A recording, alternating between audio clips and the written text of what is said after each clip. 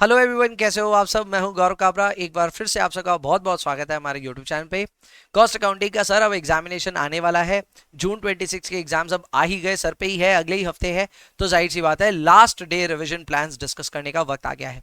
मैंने एलडीआर बाकी दोनों पेपर्स एफएमडी और एमए के लिए कल डाल दिया था।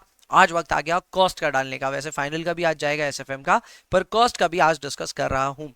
तो आज के इस वीडियो में बहुत ही कम समय में 8-9 मिनट के अंदर मैं आपके सामने डिस्कस करूंगा कि आपको अपने 1.5 दिन जो आपको मिलेंगे तैयारी करने के लिए, उस दौरान आपको कैसे पढ़ाई करनी है, कितना रेस्ट करना है, किन एरियाज पे फोकस करना, और अल्टीमेटली एग्जाम में क्या कैसे अटेम्प्ट करना है। इससे आप इंश्योर कर सकोगे कि कॉस्ट अकाउंटिंग के पेपर में आप जिस भी लेवल के प्रिपेयर्ड हो, आप फेल कम से कम ना हो। पास हर कोई बच्चा हो सकता है, कैसे होगा आज के इस प्लान से पता चल जाएगा। बात बाकी मैं आपकी सोच को रेस्ट्रिक्ट नहीं करना चाहता, तो 50, 55, 60 अगर पेपर इजी आया तो आप 80, 90 जितना चाहे उतना लेकर के आ सकते हैं। तो उस चीज के लिए भी प्रिपेयर्ड रहिएगा। बट हाँ, अपना बेयर मिनिमम टारगेट 50 प्लस है, तो वो कैसे आएगा आइए डिस्कस करते हैं। सबसे पहले अगर हम अपने कॉस्ट अकाउंटिंग के रिवीजन प्लान की डिस्कशन करें तो पेपर पैटर्न देखना बहुत ज्यादा जरूरी है। अगर हम पेपर पैटर्न को देखें तो आपको चप्पा चप्पा याद हो जाना चाहिए। यह है क्वेश्चन नंबर 2। तो क्वेश्चन नंबर 2 जो है वो आपको याद होना चाहिए भाई, यहाँ क्या क्या आता है। Then you have question number 3 and so on. तो कौन सी चीज कहाँ आती है ये आपको पहले से पता होना चाहिए। इसके ऊपर हमने पहले से एबीसी एनालिसिस कर रखी है, वीडियो डाल रखा है। इसका जो फ्लायर है वो भी शेयर किया मैंने अपने व्हाट्सएप ग्रुप पे, तो ये आपको पता होना चाहिए, नहीं तो यहां से आप नोट कर सकते हैं। अब इससे आपको ना 8 क्वेश्चन में कौन से 6 क्वेश्चन अटेम्प्ट करने हैं, 100 मार्क्स कहां कवर करना है, उसका आइडिया लग जाएगा।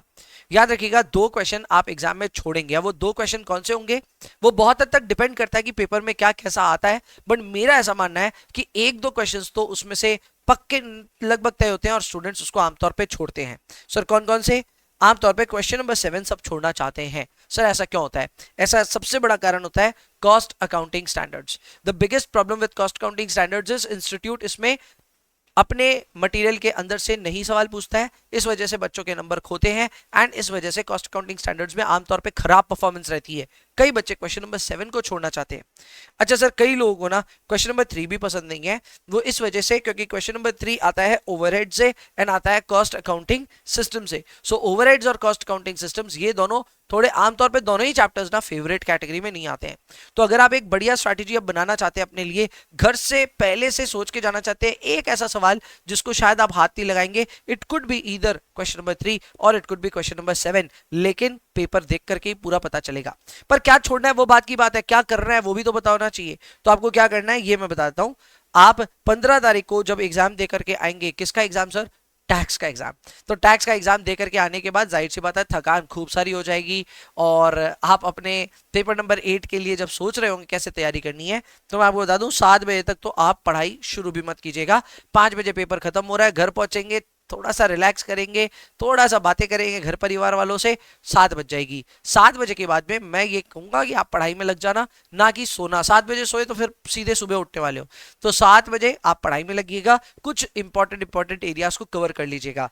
जैसे सर कॉस्ट शीट को, मटेरियल को, लेबर को, इन तीनों को मिला करके 14 मार्क्स की कवरेज होती है। रात को करके सो जाना। इसके अलावा बैच कॉस्टिंग और कॉस्ट अकाउंटिंग सिस्टम दोनों मिला के 7 या 14 नंबर की वेटेज हो सकती है, आप इसको भी करके सो जाना। कम से कम 100-150 एमसीक्यूज प्रैक्टिस करके सोना रात के वक्त, ठीक है। तो आप शाम 7 बजे से अगर तैयारी शुरू करते हैं, मैं ख्याल से रात के 12-1 बजे तक आपका ये सब टारगेट्स फिनिश हो सकता है। ऑब्वियसली मैं यहाँ पे ये नहीं कह रहा हर एक सवाल को प्रैक्टिस करना है, आपको सवालों को कैलकुलेटर पे ही करना है। जिन सवालों पे इंपॉर्टेंट मार्क किया था उनके सॉल्यूशंस को ढंग से समझना है एंड उसके बाद ओवरऑल खुद को समझाना है कि आपको फॉर्मूला पता है, आपको पता है कैसे सवाल होता है, आगे बढ़ना है।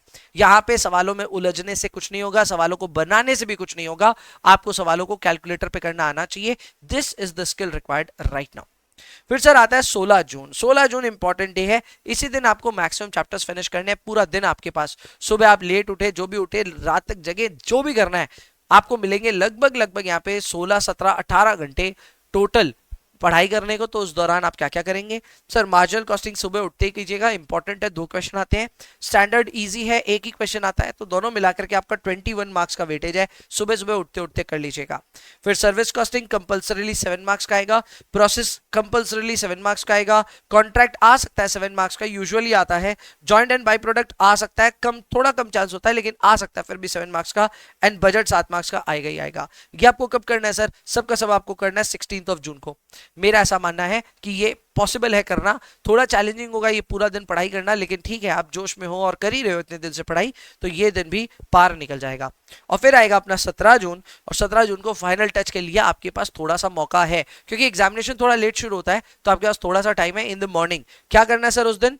आप सारे फॉर्मूला ब्रश अप कर लीजिएगा, थ्योरी आपने अभी तक पढ़ी नहीं होगी तो इस दिन के लिए रख लीजिएगा, कॉस्ट अकाउंटिंग की जो भी थ्योरी पढ़नी है इस दिन पढ़ लीजिएगा, लास्ट दिन और कुछ पढ़िएगा मत, से फॉर्मूला देके जाइएगा, कॉस्ट अकाउंटिंग स्टैंडर्ड्स थोड़ा बहुत इस दिन पढ़ लीजिएगा, एंड एमसीक्यूज तो ऑब्वियसली तीनों ही दिन प्रैक्टिस करके जाइएगा, इससे आपकी ओवरऑल तैयारी अच्छी हो जाएगी।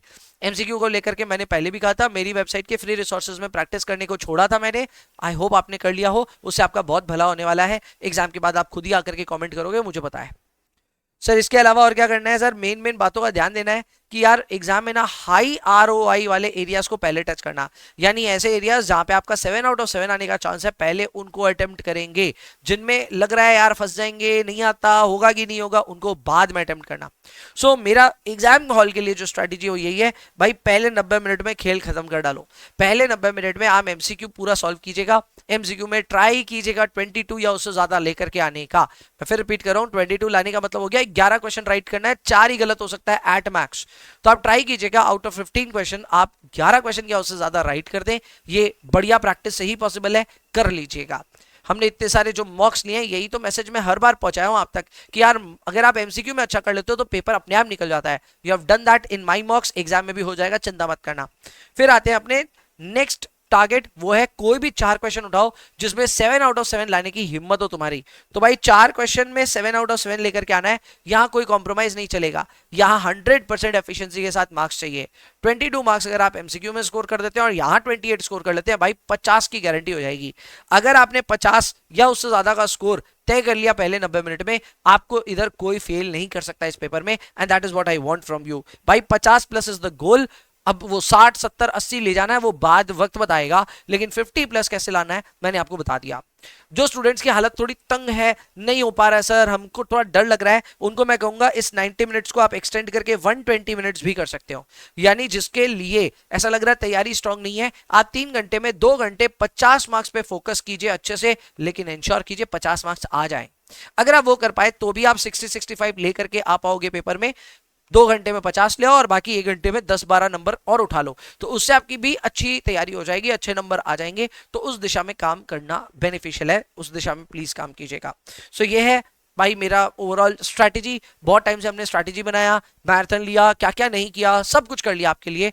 अब मैं चाहता हूं आपका परफॉर्मेंस का टाइम आ रहा है, तो आप अच्छे से परफॉर्म करें। याद रखिएगा 80% preparation but 100% confidence will still be enough to clear the examination। तो आपकी प्रिपरेशन अगर थोड़ी बहुत कम बेसी भी है, मान के चलो जितना किया वही आएगा, और आप प्लीज कॉन्फिडेंस मेंटेन करके जाओ, बहुत अच्छा जाएगा आपका पेपर। मैं पूरी आशा करता हूं कि जिस तरह से आपने शिद्दत करके इतने दिन पढ़ाई करी है उस तरह के आपके स्कोर्स भी आए।